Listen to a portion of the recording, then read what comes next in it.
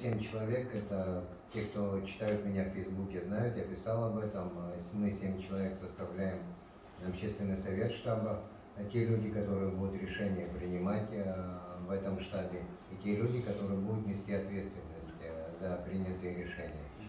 Касательно видения самой ситуации, видения этого закона, я повторю, мне кажется, что я ярким очень описал суть этого закона Батал Джогу в своем видеообращении. Я повторю, просто напомню его слова.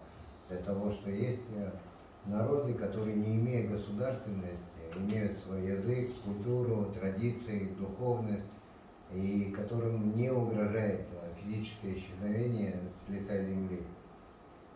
В нашем случае, в случае нас, абхазов, мы создавали государство для того, чтобы сохранить свой этнос, сохранить свой народ, сохранить свою культуру, свой язык, свои традиции.